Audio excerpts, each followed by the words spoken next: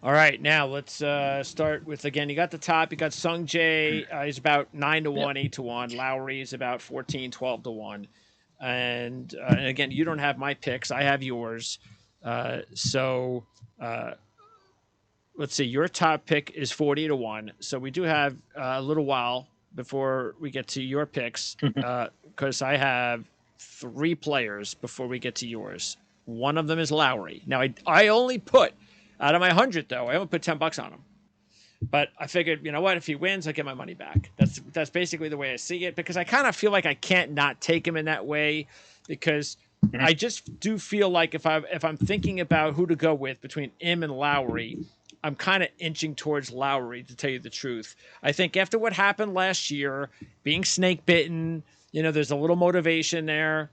Coming off the solid performance last week, so I like that Yep. combination. And I also, just as we said, I just don't like going with guys that are favorites that are not used to it. So I don't know about you, but especially with the odds being about 6 points better, I think Lowry's the better play.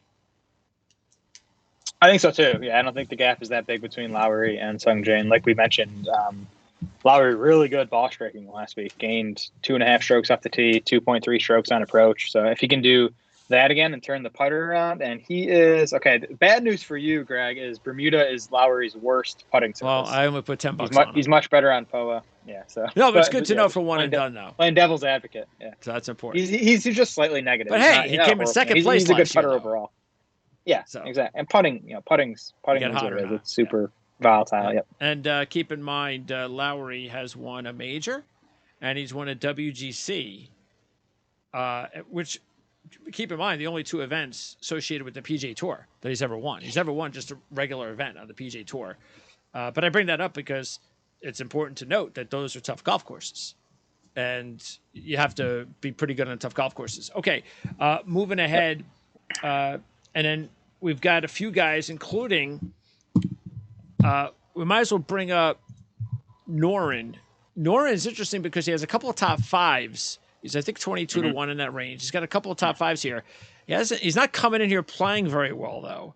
That's the thing that really kind of concerns me, because you have to go all the Mm-hmm. way back to, I think it is 2011 is the only time that he's ever had back-to-back missed cuts and followed it up with a win.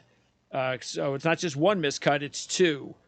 But Yeah. he's good on this golf course. Yeah, I like that he's good on the course.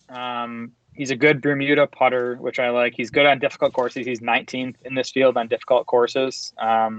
He actually wasn't that bad at the waist management. He actually gained strokes on approach. He wasn't good ball striking last week, which is a concern. Prior to those two PGA Tour events, though, he did come fifth in the Abu Dhabi tournament in mid-January.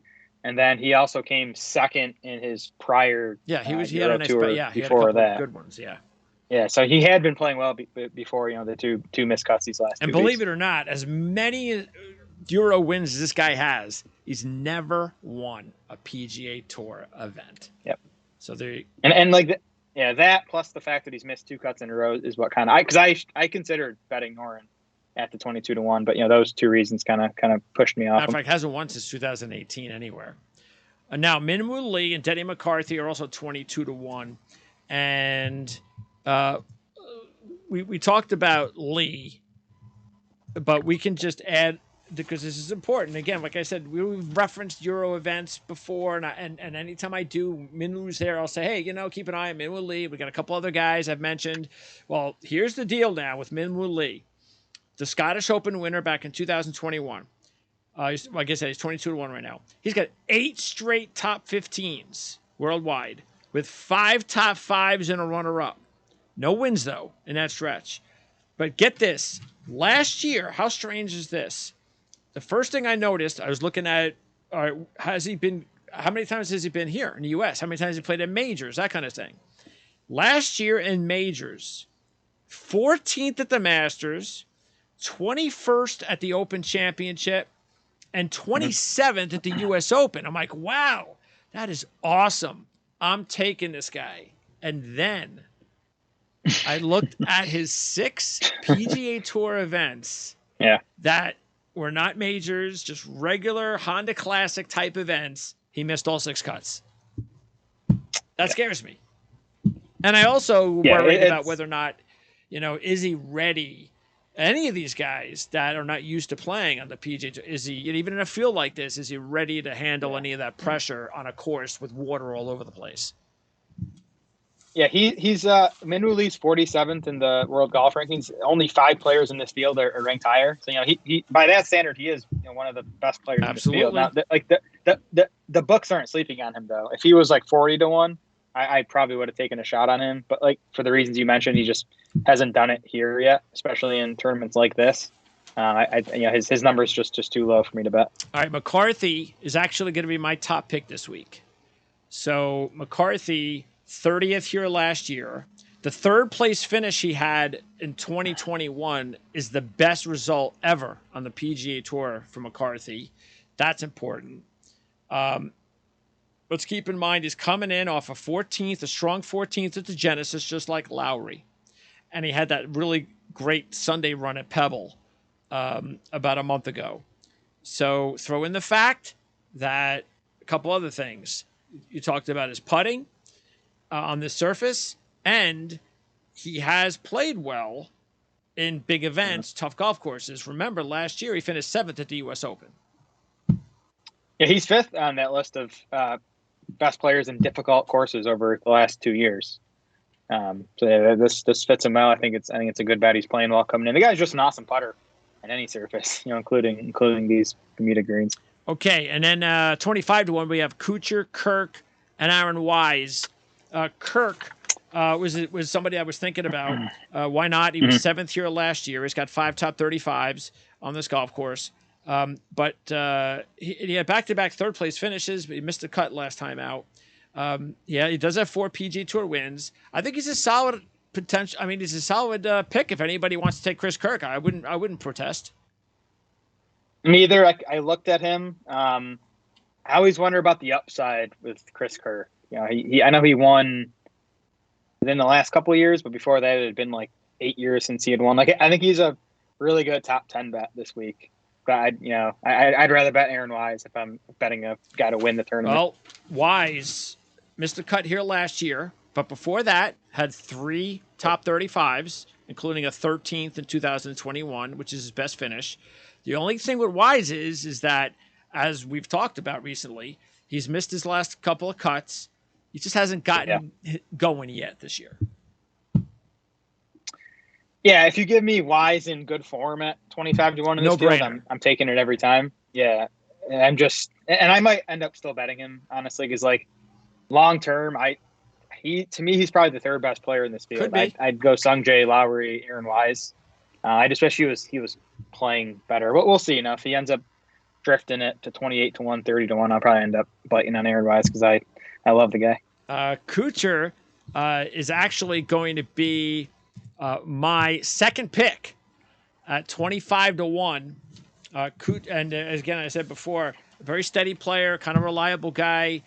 Talked about him. I forget which event we talked about him earlier this year, where we mentioned, like to keep an eye on him. And sure enough, he's playing well. 8th at Genesis. He's got 3 top 35s in his last 4. 7th at Sony, I believe it was, where he's played there and won there before. He's been in the top 45 all 4 times with 1 top 20. 17th here last year. He did win this event, but that was at TPC Heron Bay all the way back in 2002, so that really doesn't matter, but he does have some positive vibes with the event. I just think that the major concern I have, even though he's trending perfectly heading into this event, this is 4 events in 4 weeks for a 44-year-old traveling from the West Coast to the East Coast. That's the thing I'm worried about the most. Yeah, that's a fair concern. And I wonder if Kuchar has another win in him at this age. But if it's going to come, it's going to come. It's going to come in an event like this. Yep. I think you're right. The days of look, maybe he gets lucky. I think maybe his window, because the talent is so good now, his window to win, like at the Masters or something like that, is probably over. But I don't know. I mean, it's not like we have. I mean, Phil Mickelson won at the 50. So I think he could. But yeah, time's running out for him to win a major at this point in his career. He's got to get.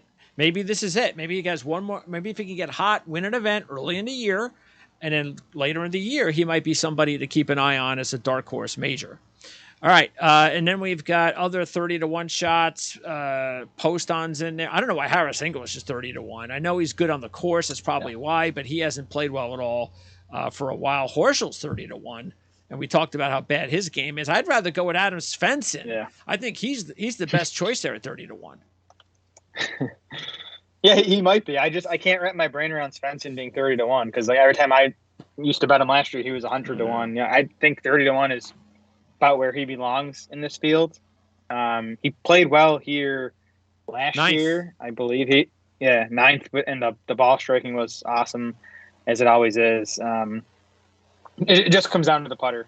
The thing with Svensson, he finished ninth last week at Genesis. It was all with the putter and the short game, which is not Adam Svensson, but if he can keep that putter hot this week, he has a good chance. Yeah, ninth, like you said, ninth last year, ninth last week. Yep. Good combination.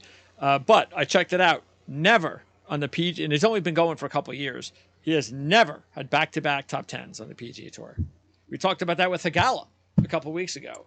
So you have to start with some consistency first.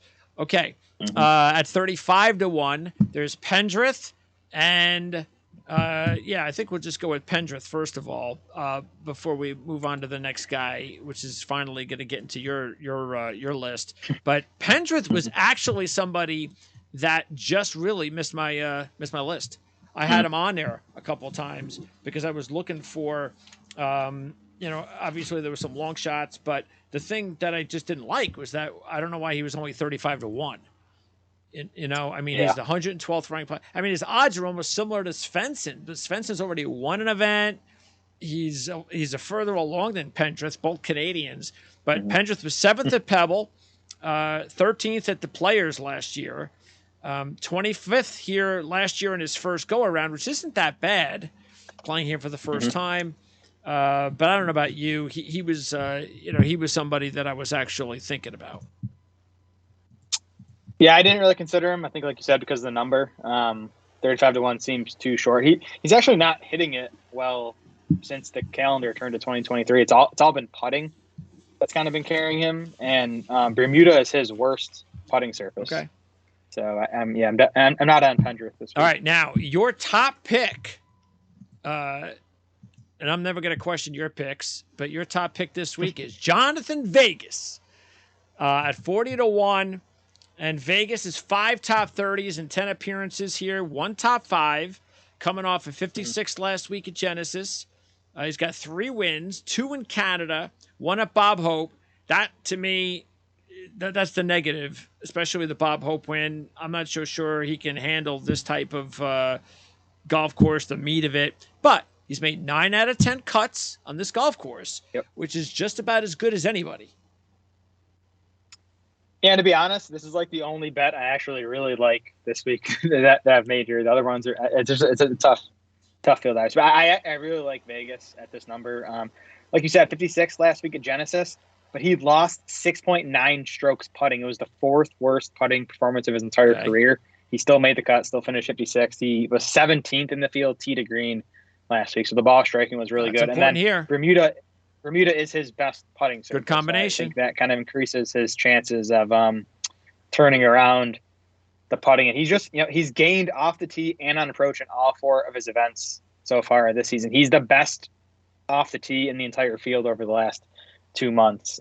So I'm just really hoping the putter turns around. I think the ball striking is good enough to give him a chance to win. All right, sounds good. Definitely looks like somebody you should put a couple of bucks on at the least. Next up. We have players. Hodge is just interesting because he was 9th here last year in his only appearance, and he's coming off an 18th at Genesis of all places after having 5 straight missed cuts. So, but what is he doing at 40-1? I mean, that's crazy. Exactly. By the way, your boy Cam Davis is also 40-1. He's struggling so far.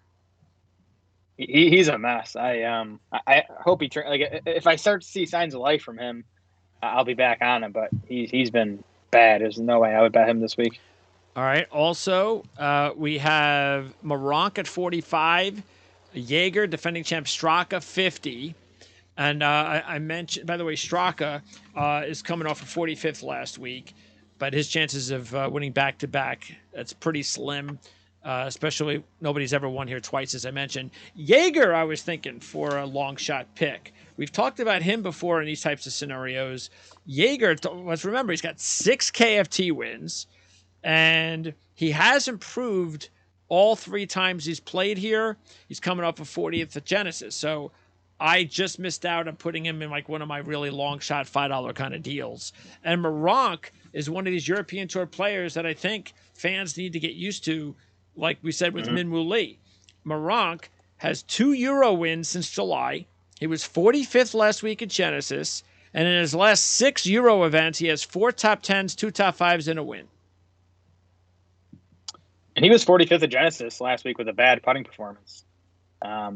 He's like a bomber, though, isn't he? I just feel like this isn't the best course fit. You might be right. He's never played here before. So, yeah, because I was thinking of – I like – and I took him in the last event he played, Bramlett. And I was like, oh, I like the way he's trending. And I'm like, oh, this is not a good course for him. You know, as much as I like the way he's trending.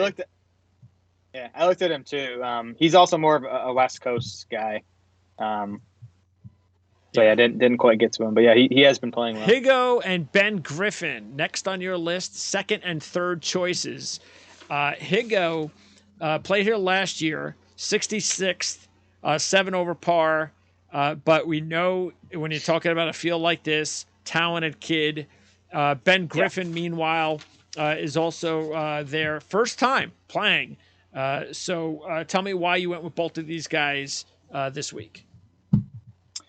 Yeah, Higo to me is like, as he is every time about him, is like the upside play. I do think his ceiling, if he strings 4 good rounds together, he has the upside to win a tournament like this. Did miss the cut last time out at Waste Management. That was putting related for the most part. He lost 3.3 strokes putting. He gained off the tee and on approach in that tournament. And prior to that, Higo had gone 20th at Pebble, 53rd at Farmers, 11th at Amex. We talked about him in one of those tournaments. He has sort of been trending back in the right direction after a tough stretch for most of last season. He also had that win at Palmetto, which seems to me a kind of similar course. I mean, same area of the country, water in play there, Bermuda greens. So I don't know how similar the courses are, but they at least seem like there's kind of some overlap there. Okay. And again, though, I mean, which out of those 2 do you trust the most this week?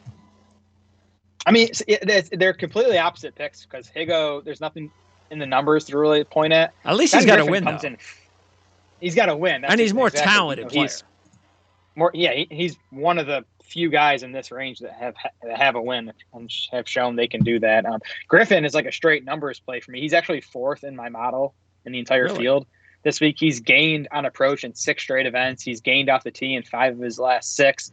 Bermuda is his best putting surface. And if you look at his best finishes, both on the PGA Tour and Korn Ferry, they've come on coastal courses like this. Okay. So I seems like he plays his best golf on these type of golf courses. All right. Also at 55-1 is going to be my third choice, and that's going to be Danny Willett. And I mentioned I picked him up on my fantasy team. So Willett, I almost got into – he's one of these guys that I really do believe that there's a shot for him to have a nice career again because the injuries just derailed him for years. But that's the only question is and I'm not talking about it being a top 20 player. I'm just talking a top 50 guy, maybe win one every couple of years. I think he could do that, especially now that it looks like he's going to be a PGA Tour guy. And that's also something he's never done before. I like the way he's trending, 18th last week. Matter of fact, he has 5 top 25s in his last 12 with 3 top 10s and a runner-up. That runner-up was at Fortinet on this tour last year. And he was 48th here last year at 4 over par.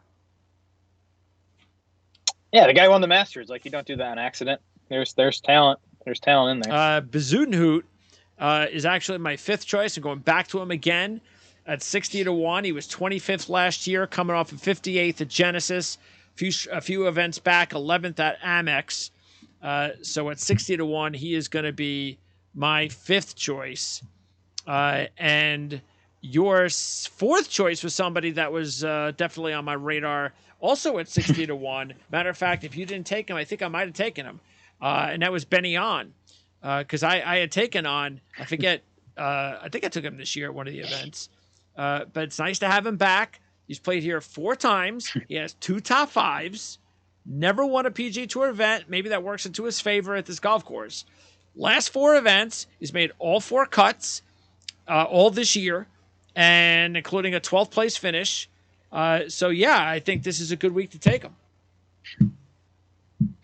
I can't believe I'm back on Benny On, because he was like the first guy I used to bet way too much when I first started doing this. And I don't think I've bet him in 2+ years. And I'm back on him this week for all the reasons you mentioned. First in course history, strong ball striking numbers in all 4 of his appearances here. He's also gained putting in 2 of his 4 appearances at Honda. And if you've bet Benny On, you know that the putter is what holds him back. So you got to hope, maybe something about these greens that he likes. He did win on the Korn Ferry Tour around this time last year. So I know we've talked about, whether some guys are just good in different parts of the calendar. Benny On won on the Korn Ferry Tour. I believe it was in February, I think this week exactly. And then, he's just been good so far this season. He's made all 4 cuts, as you said. He's gained on approach in all 4 of his starts this season on the PGA Tour. So, maybe he's trending back into the guy he was 4 or 5 years ago when he used to take my money every week. Yeah, well, that's definitely the case considering he has never won before. So, like I said, I'm gonna put a couple bucks on him too. So he's at 60 to 1. Also, let's see, because you went with a lot of the longer shots this week. I have an 80 to 1 shot, and you have a 90 to 1 shot. You have Taylor at 90 to 1. And at 80 to 1, I have Shelton. So Robbie Shelton is going to be one of my picks. I think I took him a few weeks ago. Remember, he's got 4 KFT wins. He's played here twice, miscut an 11th, 3 top 20s in his last 5 with 2 top 10s, 26th at Pebble. So yeah, I think this is a good week in this field at 80 to 1. A nice number to go with a guy like Robbie Shelton, who could have a career to keep an eye on in the PGA Tour. 80 to 1 isn't a good number. He could be 50 to 1, and I'd say, he's fine there. He's right with those other guys at 50 to 1. The irons have been awesome for a handful of starts now. It's just the putter that's been holding him back, so you just got to hope he has a hot week with the putter if he can continue hitting the irons as he has. Okay, why'd you go with Taylor? Another numbers play for me.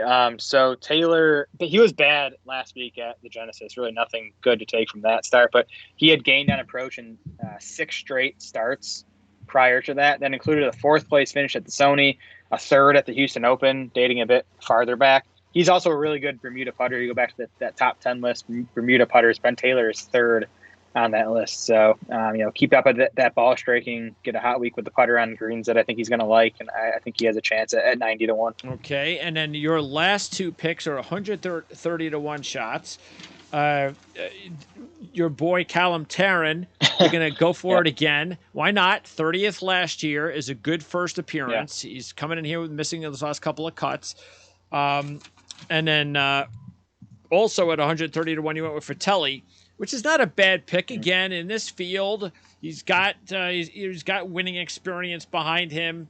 But specifically, why'd you go with these guys? Because we always have to get at least one guy in the hundreds. So why did you take these 2 guys this week?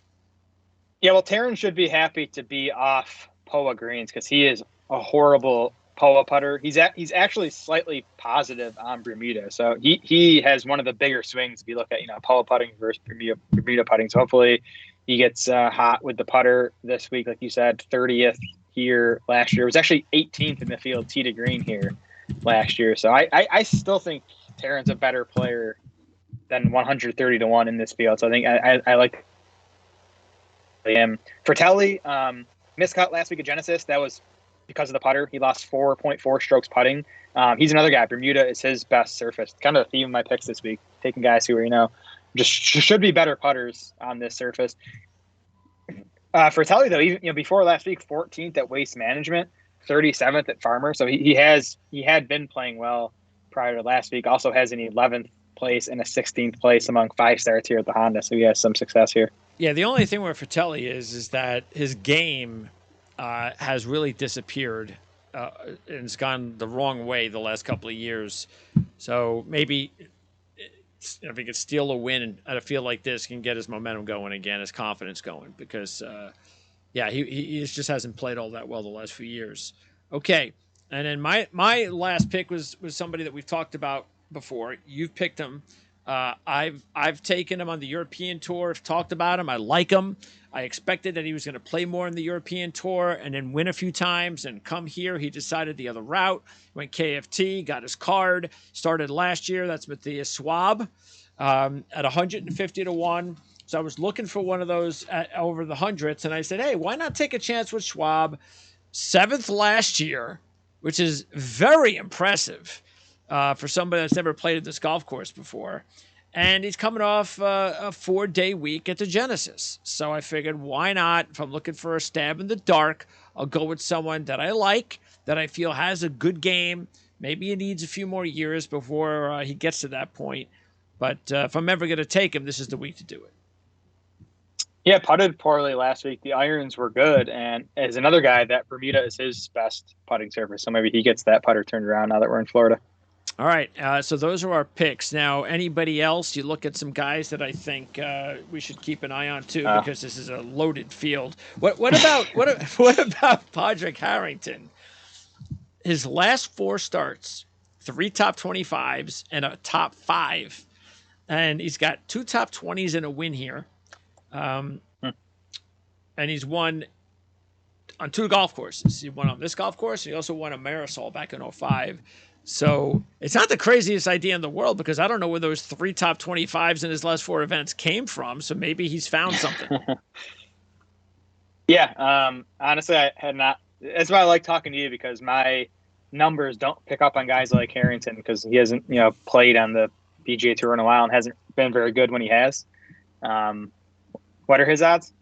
75 to 1. He should be more like 150 to 1. Yeah, I won't get there, but interesting that he's playing well coming in. Now, Hall is what is he? Hall is 130 to 1. Mm-hmm. So he's 7th best Bermuda putter in the entire field. So if he can be good enough with the ball striking and putt like he does, maybe he's worth the shot. How about Charlie Hoffman? Now, Charlie Hoffman, who's done nothing for about a year, I don't know what happened to his game, but he is trending in the right direction, coming off of 14th. I think that was at Phoenix a few weeks ago. Mm-hmm. He hasn't played here since the first year. He missed the cut in 2007.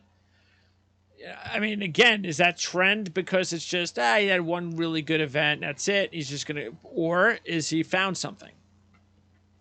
Yeah, the ball striking was good for him, too, at Pebble. He putted poorly that week, but he does have 2 starts in a row with, I wouldn't say great ball striking numbers, but good ball striking numbers. So I don't think he's ready to win, but maybe he's someone to watch the rest of the year if he is sort of rebounding from whatever drought he was in there. And at least if he's in contention in this field, it's not like he can't win. He's mentally tough enough to handle it. Mark Hubbard is 150 to 1. You were thinking of taking him, right? I was. He was 15th. Look, in his last 3, he's made the last 3 cuts, 15th and 11th in those last. That's pretty good. Yeah, the history is good here. The current form is not very good. Just 1 made cut among 5 appearances so far at the season. Now the putter has been a lot to do with that, but even the ball striking hasn't been great. The more I dug into Hubbard, I ended up not picking him for this week. Yes, that does happen. How about Shank? Now, Shank at 110 to 1. He's made 3 out of 5 cuts here. He's made his last 4 cuts. He was 50th last week. I think this is a kind of event that I can see him contending. He's 8th in this field on difficult courses, so I like that. Now, those recent results you mentioned, though, have been all with the putter. Okay. He's lost with his irons in 3 straight, so that worries me a bit. He has a good Bermuda putter, though, so you're going to need that to keep up. The ball striking definitely needs to be better if he's going to win here. And then the other guy I have in my list that was a possibility, long shot, was Higgs. Harry Higgs He's made 5 of his last 6 cuts with 2 top 25s. He's played here 3 times. He's got 1 top 20. So I figured, the form's there. He's 130 to 1. Did not make my final list, though. Have you watched the PGA Tour documentary on Netflix? Not yet. I haven't. Okay. I we'll have to get to it. We'll have to do a show on that in a couple months. It's good. Why did you bring that up? Oh, they have a segment on Higgs and with Joel Damon when they took their shirts off at the Waste Management last year. Oh, why was that a good thing or a bad thing? No, it was a thing. I don't know. It depends. It brought attention. You take your shirt off as a PGA Tour golfer, and that could be scary. Or it's not pretty. Yeah. But... Oh, it wasn't. Okay.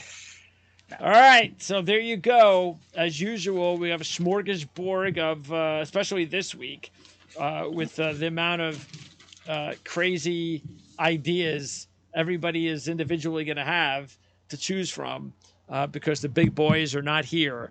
But next week we get it going all over again.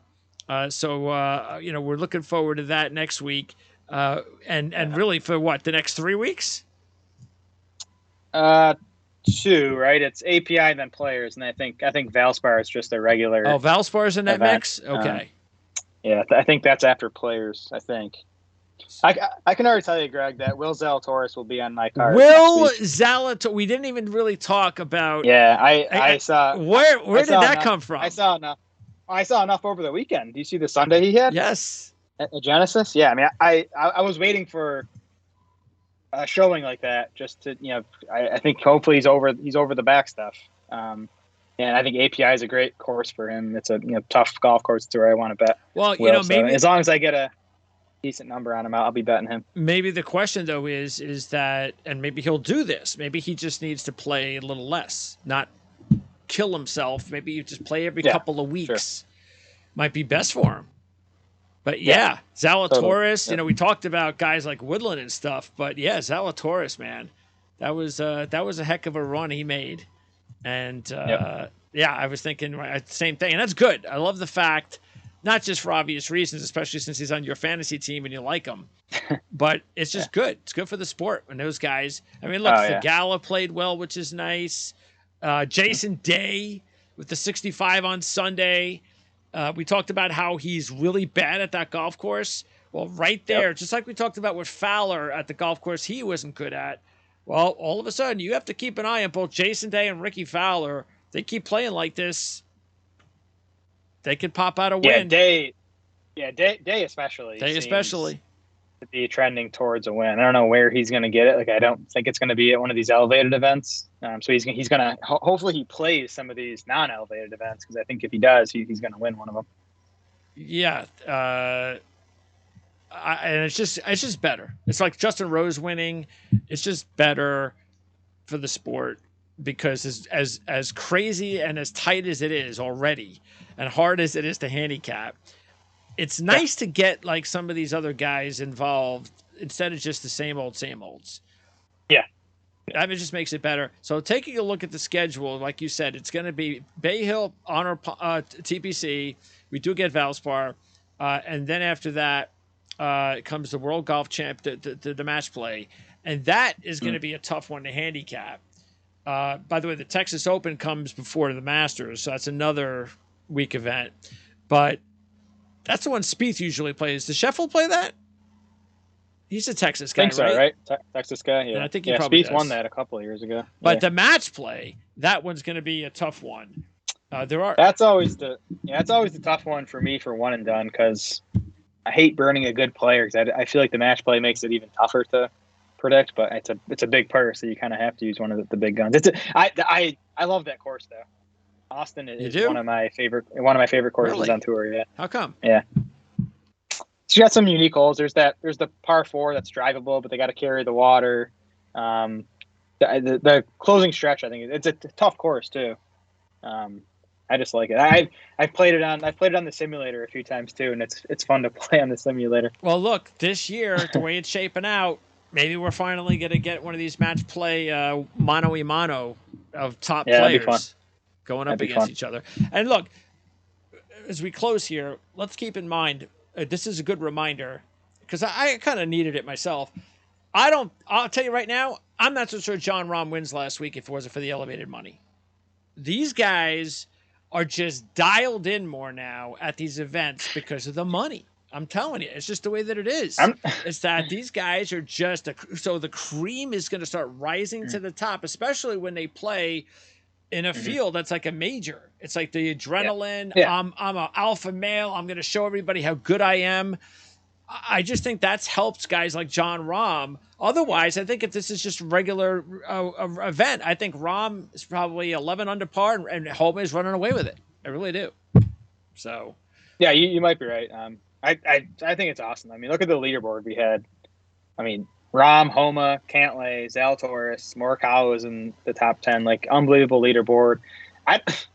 And not to get too much into last week, I know we got to go, but I'm not sure Rahm wins last week if he doesn't get like 3 incredibly lucky breaks, including the bounce off the grandstand that led to a 3-foot eagle. yeah, But that's golf. I mean, yeah, that stuff evens out in the end.